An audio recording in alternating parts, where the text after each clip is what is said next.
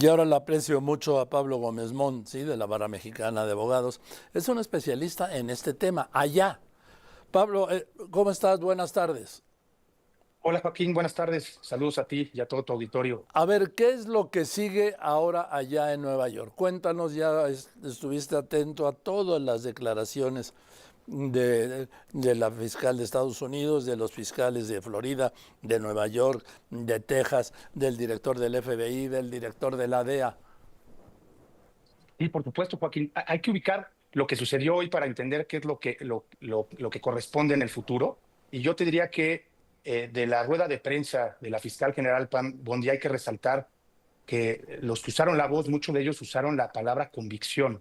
Es decir, el Mayo Zambada está ya convicto en la jurisdicción norteamericana. Lo que sigue en términos del proceso es una audiencia que está programada en enero de 2026, me parece que la Sí, programaron para el 13 de enero, así en es. donde ver los alcances, efectos y el lugar donde se va a compurgar la prisión, la sentencia, ¿no?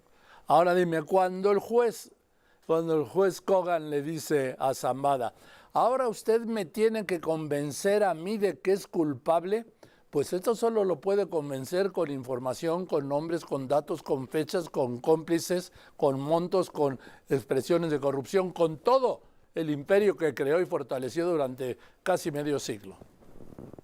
Y él cuando acepta su culpabilidad a través de lo que el gobierno americano llama un plea bargain, lo que él está haciendo es evitar el juicio.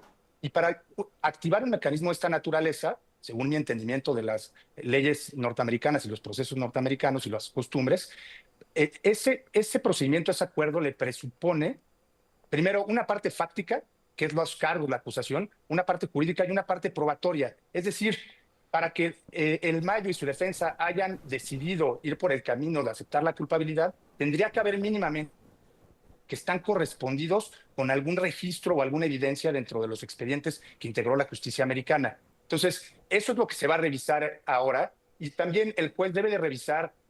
Hubo otras manifestaciones del Mayo Zambada que son importantes para la justicia americana, que son de arrepentimiento. Entonces, para que la justicia americana pudiera ser más benévola en su sentencia, en el lugar de compurgación, un punto a identificar es precisamente ese arrepentimiento. Los jueces en Estados Unidos, cuando hacen una condena, justamente buscan que la persona que reconoce haber actuado de manera ilícita reconozcan y estén arrepentidos. Entonces, lo que sucedería es eso, la convalidación de que esos hechos tienen una correspondencia mínima y que esos cargos puedan ser susceptibles de una sentencia. A ver, abogado Gómez Mont, tú que le entiendes bien a los procesos estadounidenses. Obviamente que Zambada ya tienen que haber empezado a hablar para poder lograr este acuerdo, porque dice el abogado, no, no dijo nada. Entonces, ¿a cambio de qué va a obtener este beneficio? De justamente eso, aquí convergen dos cosas que no son típicas. Uno es, la fiscal Pam Bondi habla de un acuerdo, y lo que tú bien señalabas y Javier Risco señalaban, ese acuerdo a cuál se refiere, a nuestro tratado de extradición, ese no sería aplicable. Entonces, si hubiera un acuerdo posterior a la detención del Mayo, habría que conocer si hay un acuerdo específico entre nuestros estados, y eso le resultaría inclusive importante a la justicia mexicana saberlo. Eso por un lado.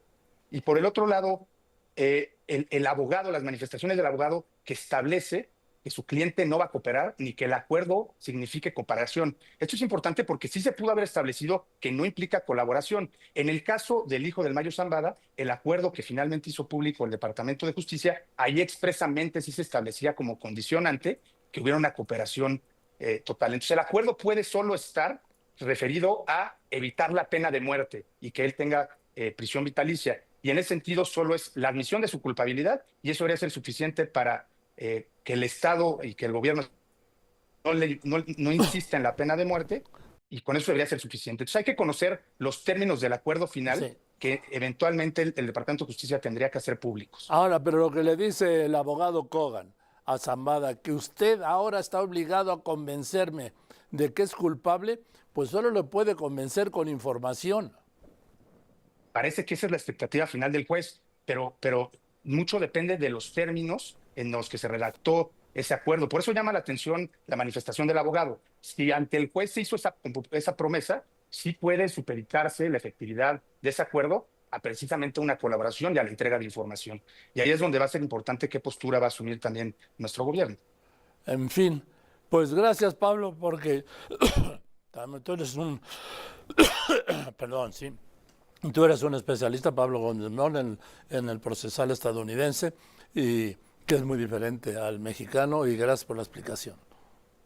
Con gusto, Joaquín, un gusto. Saludos a todos. Muchas gracias, el abogado Pablo Gómez Mon, de la Barra Mexicana de Abogados.